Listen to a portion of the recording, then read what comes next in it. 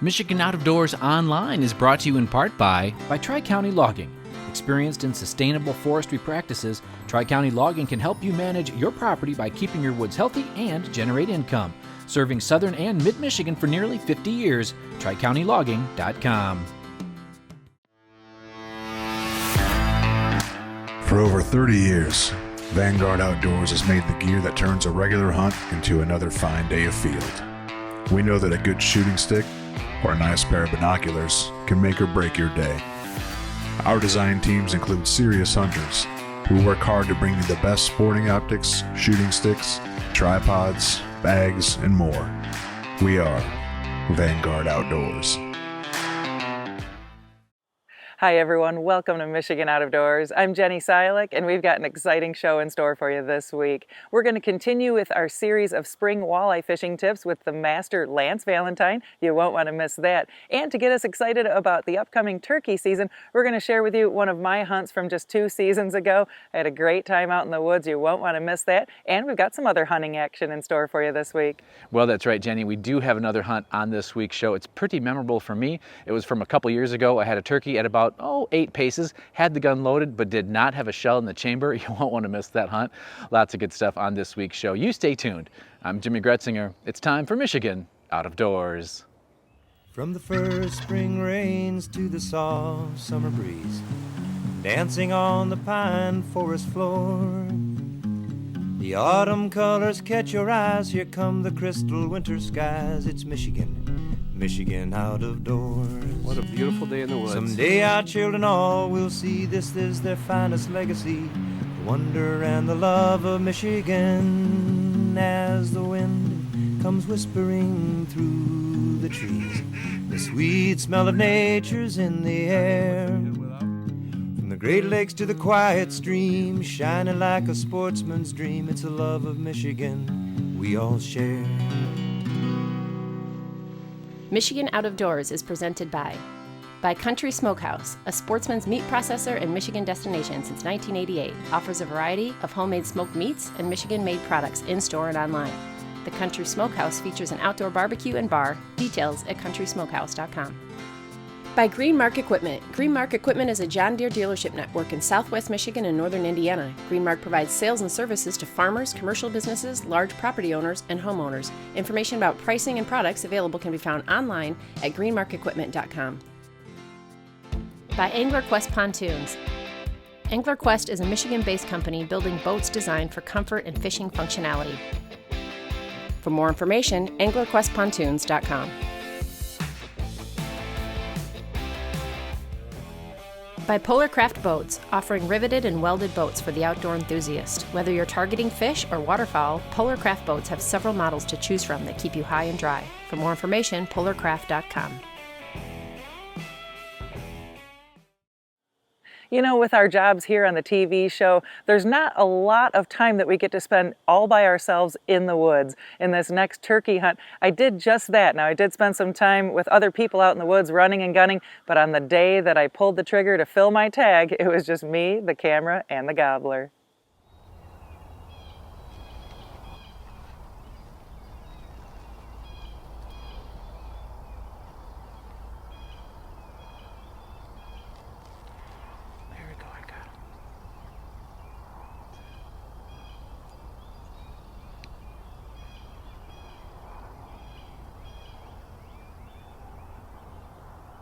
Our hunt this morning started out great. As daylight broke, we could see one of the hens roosting near the corner of the cut cornfield we had set up on, and before long, the big tom had landed in that same corner. Knowing this tom was with hens, we tried putting out just a Jake decoy, which was off camera, hoping the hens wouldn't be too concerned, but maybe the tom would be looking for a fight. Unfortunately, none of the birds seemed to give our decoy a second look. He was busy strutting for the hens, and they were busy eating in the corn. All we could do was sit and wait.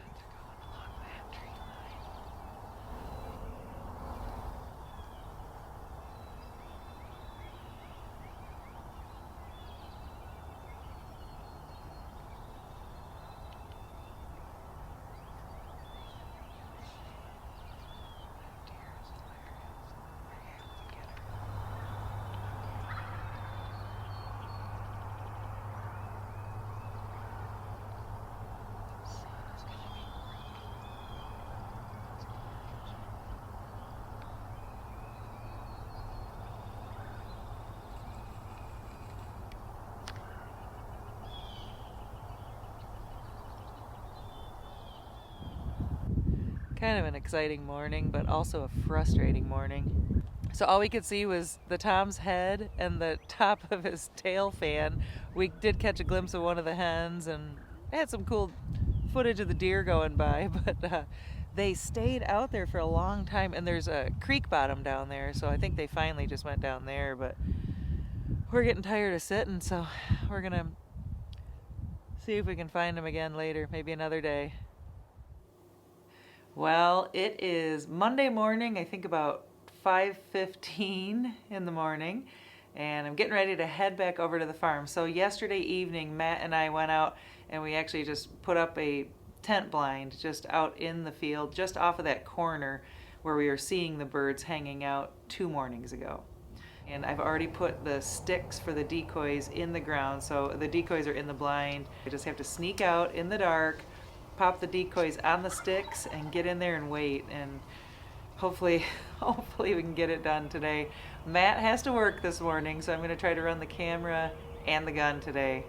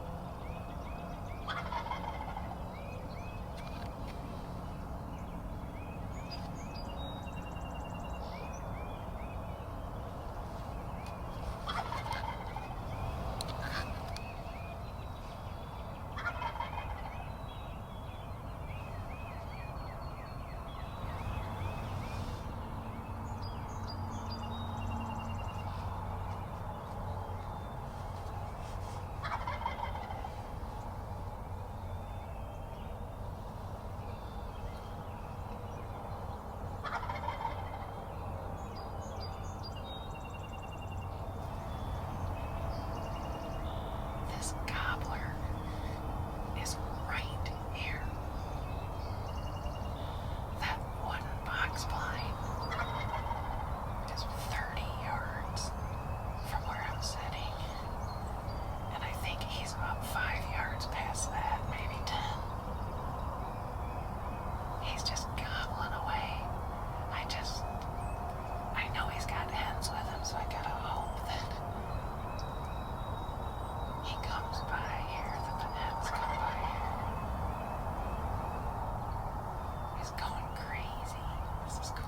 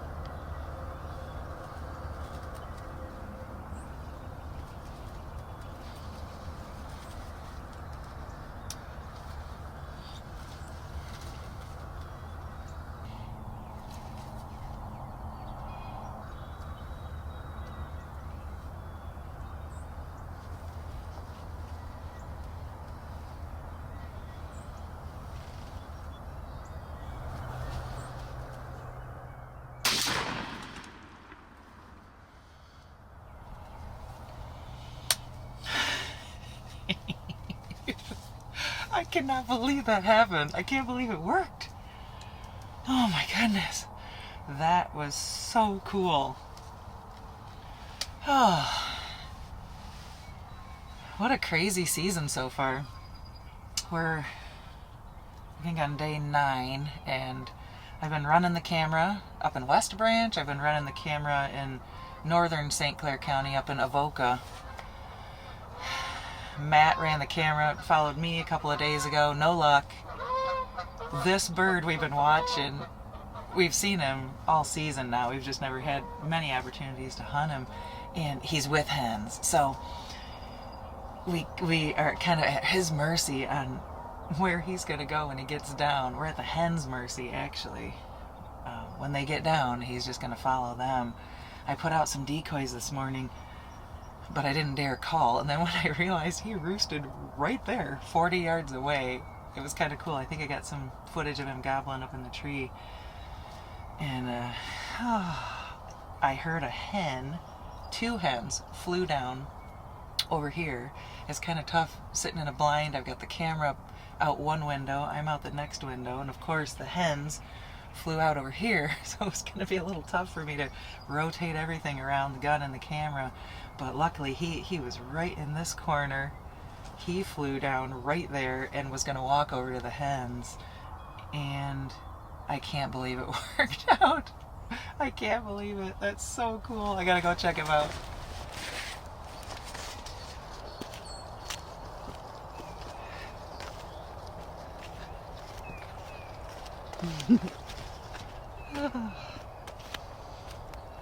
This is so exciting. I cannot believe this. Look at that beard. This is the beard that was taunting us. We could see a perfect, taunting me. We could see a perfect silhouette. Every time he gobbled, this was shaking up there this morning. He came down perfect. Big, beautiful spurs. And I think this is the same bird that Matt and I have been seeing. He's missing a tail fan feather over here. He's been hanging out with these same 2 and 3 hens every morning, and we just could never close the deal. It was a big shell game, and we finally beat him at it. It sure felt great to put a tag on this big Tom. He ended up tipping the scales at 24.5 pounds, had an 11-inch beard, one spur at 1 inch and the other at 1.5 inches. It was a great morning to be outside here in Michigan's Out of Doors.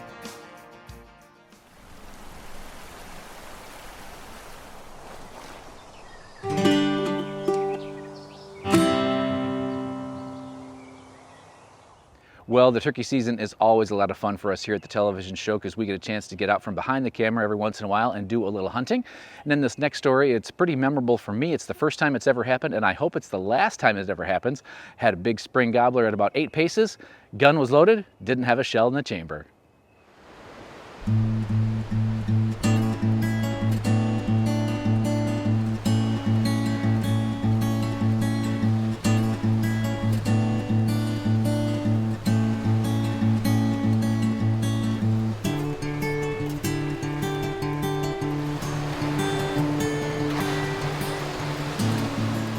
Yeah, well, we are here in South Haven, Michigan, and our plan was to do a cast and blast, do a little fishing, and then some turkey hunting in the morning.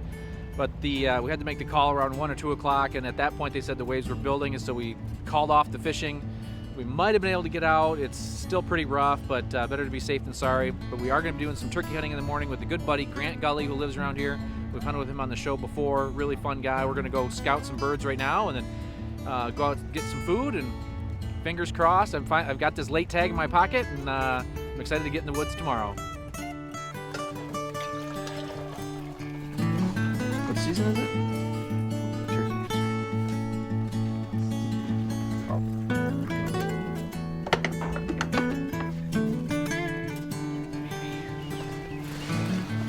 It's early.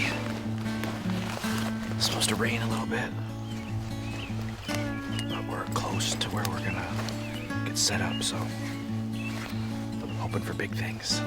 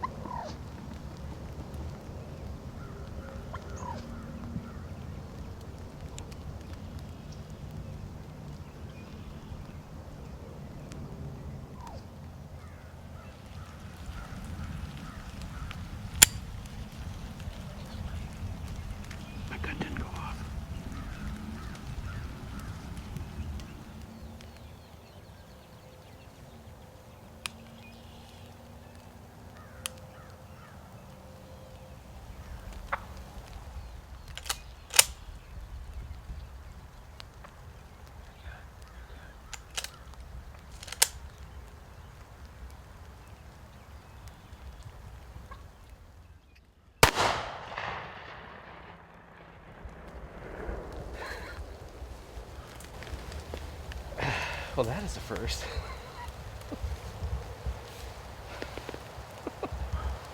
What happened? I pulled the trigger, the gun didn't go off. I put the safety back on, took the safety off, nothing. Racked a shell, nothing happened. Racked another shell, that one came out, and I saw the third shell go into the chamber. I don't know. I mean, he came out. It was perfect, and I figured he was going to shoot, and then he didn't. And then every time the bird would turn, I'd see him move the gun, and then you heard the clicks, and I'm going, you know, what is he doing? And then and then the bird would turn, and he moved the gun again, and I'm like, why didn't you shoot it? He's right here. And then I see him rack a shell out. I went, oh no. And then he racked again, and then he finally shot it. 10 yards. Well, it ended up being a pump. Well, a couple different firsts on this hunt. I've never had my gun not go off. I gotta see what happened there. I loaded it at the truck. I thought everything was fine. Trying to rack the gun a couple times and the bird's right there. That was the first. And typically when we're taping like this, we try to set the decoys pretty close. They're at about 10 paces from us. So when you're using a turkey load at 10 yards, that pattern is about the size of a golf ball. And so on this hunt here, typically I'll aim lower than I would if the bird was at 25, 35, 45 yards. Aim pretty low on the neck. And on this one, it was the most humane kill I've ever seen. It actually, that pattern was so small, it actually took the head right off the bird. It was a clean kill. Never seen that happen before, but that's part of the hunt. It was a good ethical shot and beautiful bird, and couldn't be more happy. Well, we get this quite a bit on the show, people saying, well, you guys never pick up your brass, and we usually do. We just don't always tape that, so we want to make sure that we did this time. But whether you're pheasant hunting, turkey hunting, especially when you're on somebody else's property like we are today, it's always good to clean up after yourself. It's just the right thing to do. And if you're out there hunting and you see somebody else's burnt brass or whatever, just pick it up. It's always a good thing just to try to leave the places, better than you found it.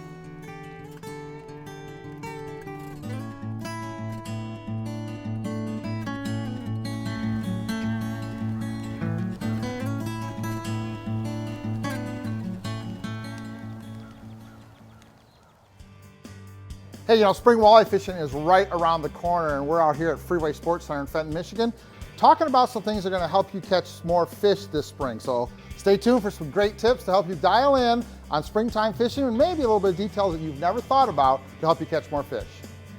So let's talk about spring crankbaits. Walleyes love crankbaits in the springtime. It's one of the best times to fish them.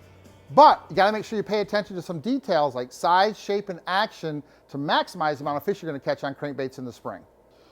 So as spring approaches, remember that once walleyes are done spawning, they're in post-spawn, their main objective is to eat. They want to get fat. They want to get that energy back from all that spawning. So they're on the search for minnows. Minnows are the fastest way for fish to get fat, to feed back up and get some energy back. So walleyes are chasing shallow flats, mid-depth flats, sometimes even moving to open water, and they're looking for schools of minnows. That's where crankbaits shine. Traditionally trolled, but we can cast them in smaller bodies of water or on smaller pieces of structure, but crankbaits are a key way to catch fish in the spring. Not a great time to use live bait. I'm not a crawler guy yet. I like to use crankbaits in the springtime because walleyes are aggressive, they're moving, they're searching for bait, go fairly fast, cast fairly quickly, troll a set of crankbaits behind your boat. That's how you're gonna catch a lot of spring walleyes. So when we start thinking about picking a crankbait for springtime walleye, we wanna start with the size of the crankbait. That's important. Now remember, when we start fishing for walleyes early in the season, there's not a lot of bait left other than the bait that was left from last year. Most of the bait fish here in the upper Midwest hatch in May, June, so we don't have a lot of bait. So we want to start picking larger baits. The smallest I would go with is this little number 7 flicker shad. That's the smallest bait that I would fish. I like baits that are 3.5, 4, 5, even up to 6, sometimes 7 inches long for springtime walleye, because remember, there's not any small bait in the lake yet. That'll change in the summertime, but in springtime, we want to make sure we get the right size, and that's a little bit bigger. Then we want to talk about shape. So we want to make sure we've got some long skinny baits, and we want to make sure we've got some baits that are a little bit longer, a little bit fatter, and we also want to make sure we've got some baits that are what we call shad shapes or a little bit thicker. It's important to have that right shape. The size and the shape are going to determine that it looks like what the walleye is actually eating, and that's very, very important to trigger those walleyes. So let's talk a little bit about kind of stocking a springtime tackle box for crankbaits. We want some baits that are 3 inches long up to about 6 inches long. Make sure you've got both wood and plastic. So here I've got two what we call minnow baits. So there's a traditional Rapala, and this is a thunder stick. Now, this is wood, this is plastic. They're gonna have two completely different actions in the water. Wood is gonna act different than plastic, and traditionally plastic baits have a rattle where wood ones don't. So make sure you've got a good stock of both wood and plastic. As you go up into some bigger baits, make sure you've got baits that have big bills and small bills. We want deep divers with the big bill and shallow divers with the small bill, not to control depth. The bigger this bill is, the longer this bill is, the more rear end action a bait actually has. So sometimes you take a bait like this and only run it 10 or 12 feet behind your offshore board. You're gonna run it shallow even though it's a deep diving bait because you want this action. Other times you'll take a bait that has a small bill and put it behind an inline weight, a snap weight, or lead core to get it down deep because it has more of a rolling action. So when you look at bills, you want a selection of both small and big bills to determine the action of the crankbait that you're gonna have dialed into what the fish want. Now, here is a pro tip. I don't share this with a lot of people. Springtime, our trolling speeds are usually fairly slow, 1.4 up to maybe 2 miles an hour, but a lot of trolling at 1.5, 1.7. Sometimes the fish want a little bit slower forward movement of the bait, but they still want a lot of action. Here's a tip. Make sure that you have some jointed lures in your boat. I can take this jointed lure, move very slow, 1.1, 1.2, 1.3, and because of that joint, I can still get a lot of crankbait action. Whereas a solid bait, I had to move faster to get that aggressive action. So 2 ways to do it. A jointed crankbait, or another tip I like to do is take a regular crankbait that I want to use and either increase the size of the rear hook, make it heavier, or put a little piece of crawler on the back. It makes that back hook heavier and gives us a wider swing, more action at slower forward speeds. Try these tips this spring. I promise you, you do these things right, you're gonna catch a lot more fish this spring when you're trolling crankbaits. Thank you so much for joining us this week for Michigan Out of Doors. Make sure you stick around in upcoming weeks. We've got all sorts of great things headed your way. We'll be hitting the Turkey Woods in full force next weekend, and hopefully we'll be bringing you some exciting stories there. We'll also be doing some of that classic springtime walleye fishing here in the southeast part of the state. If you'd like to see where we are and where we're headed next, you can always check us out online. Well, that's right, Jenny. Online is a good place to be keeping track of us. You can do that through our website or different social media platforms as well as YouTube. Lots of places you can be checking us out. Make sure you are joining us. We're going to be traveling the state here in the next couple of weeks. All sorts of good spring fishing to be taking place. And of course, the turkey season is just around the corner. And if we don't see it in the woods or on the water, hopefully you'll see it right back here next week on your PBS station. Michigan Out of Doors is presented by. Do you dream of somewhere bigger than your backyard? You can get there with Greenstone. Whether you want to hunt, fish, hike, or just watch the sunset, we're ready to help you own your place in the great outdoors. To learn more, visit greenstonefcs.com. By Alta Equipment Company, providing sales, rentals, service, and parts because uptime matters. From earth moving to landscaping and light construction, Alta offers over 50 brands across 7 Michigan locations to serve you. More information online or 844-GO-2-ALTA. By RBM Jigs, a Michigan-based company serving ice fishing anglers around the state and throughout the country. Specializing in ice fishing gear, RBM Jigs manufactures tungsten jigs, soft plastics, and much more. Online at lakeeffectlures.com. When I wander far away, a dream stays with me night and day. It's the road that leads to my home state. I am a Michigan man. Changing seasons paint the scene like rainbow trout in a hidden stream. The white-tailed deer in the tall pine trees. I am a Michigan man.